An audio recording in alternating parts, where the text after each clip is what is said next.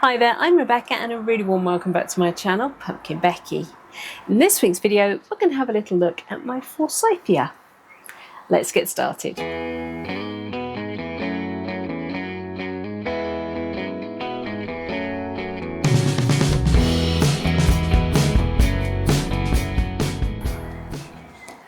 I have owned my little Forsythia for quite a few years now. I suspect it was probably bought from B&Q, if I remember rightly, and I did have it in a much smaller pot, but I decided that it had stopped making any trunk development.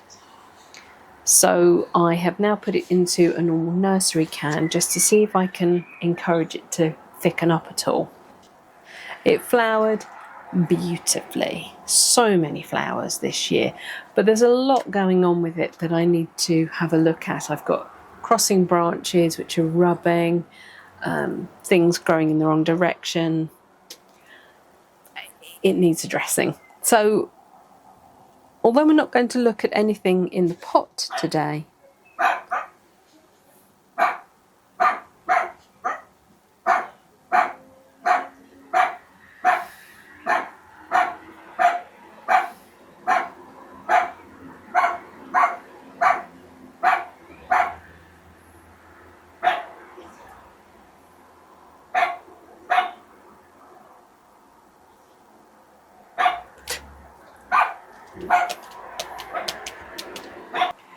we aren't going to be looking at anything in the pot today, but we are going to try to address this. So the tree is fairly one-sided. I think I may have had it planted at a slightly different angle when it was in a bonsai training pot. But yes, I ended up putting it in like this. There are some weird branches. I will come through and remove those spent flower buds. Oh, the sun doesn't know whether it's in or out today.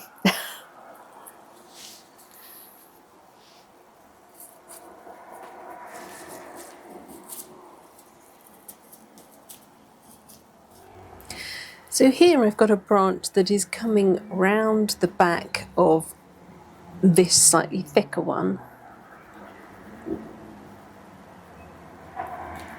It is going straight up at a very strange angle from the knuckle here, so I think, well, I've got an option. I could either remove this or maintain it as the leader, removing the thicker, coarser one. What would be left if I took the one going behind off is not very exciting. Whereas actually this is a little bit more youthful and useful. So with my concave cutters, I'm just going to take that out completely. I suspect the front is this sort of view. We're fairly clear on the trunk. All the scarring is happening around at the back, so that makes sense to me. Going to reduce some of this growth.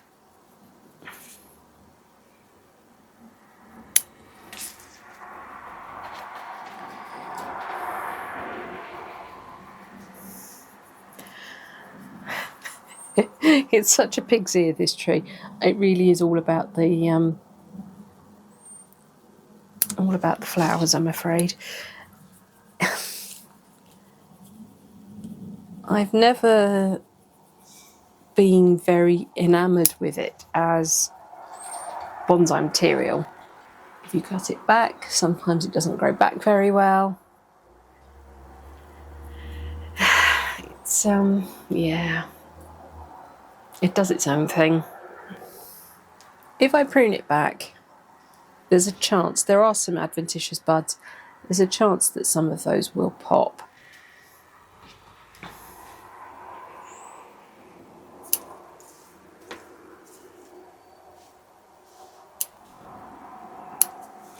So I'm just focusing on reducing everything to at least 2 buds. Sometimes where I've got a very sort of small pair of leaves, which they don't look like they're going to do anything very much at all, I'll leave those and go up to the next one. Some of these I'd like to go a bit harder on.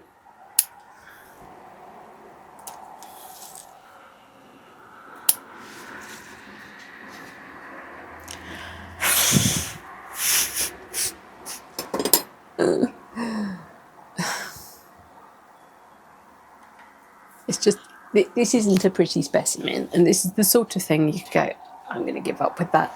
But the flowers are so lovely in spring. If I feed this really well and I can encourage it to push some more buds, then maybe I've got something here. At the moment, I haven't.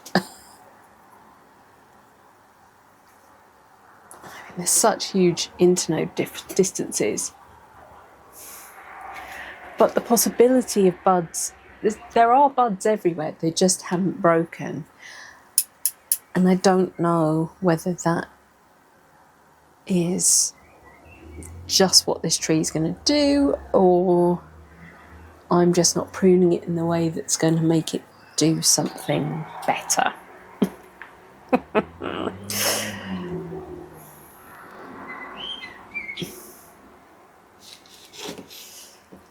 Part of me says I need to get rid of this great big long one here, so I am.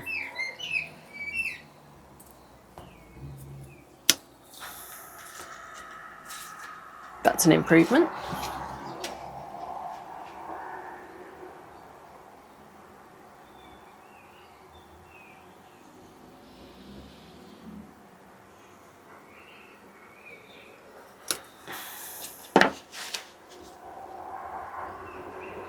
Can take that out and encourage that one to come down. A little bit of wire.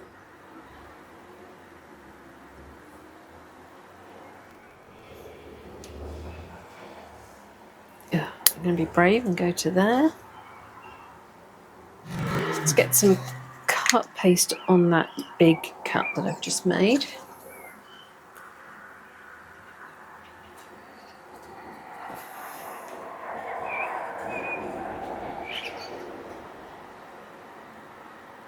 Okay.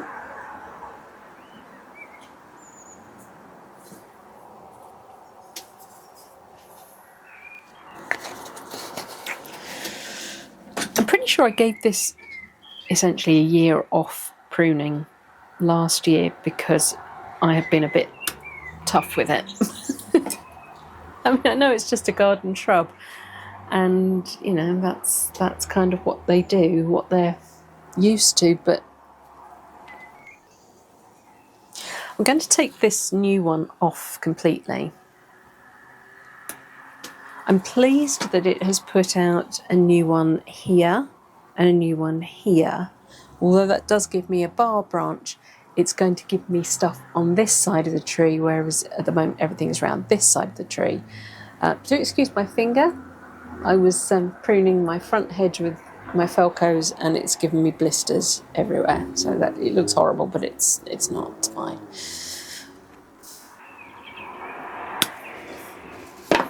Okay, bar branch gone. And I will put some callus mate on those cuts.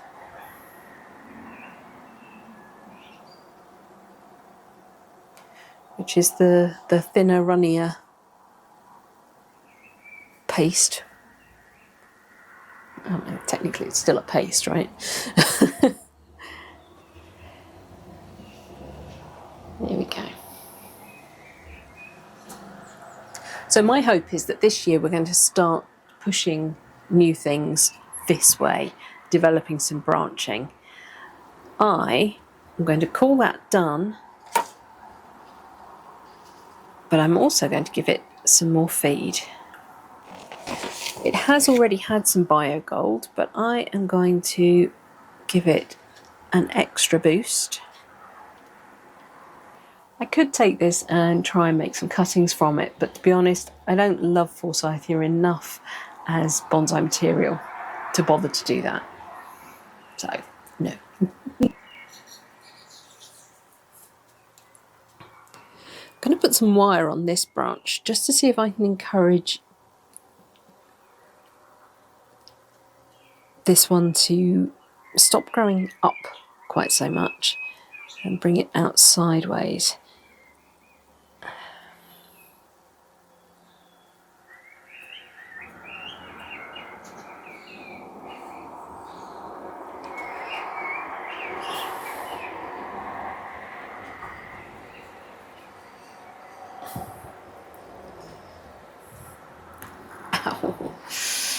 Oh, what does callus mate do for your blister?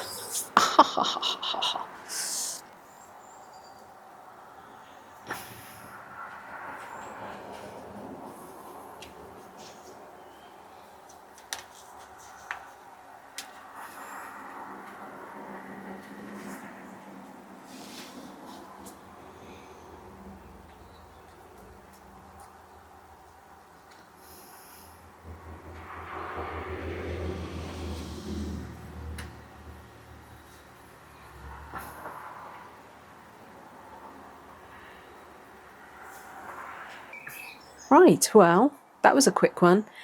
It has had some wire put on. It's had quite a hard pruning. It's hopefully starting to rebalance a little bit. I'm going to keep my fingers crossed that I get lots of buds popping and I start to get some new growth like these ones that I got last year. And we'll see where this one takes us. Right, that's it for this week's video. Thank you so much for watching. Please remember to like, share and subscribe to me here on YouTube. And until next time, bye.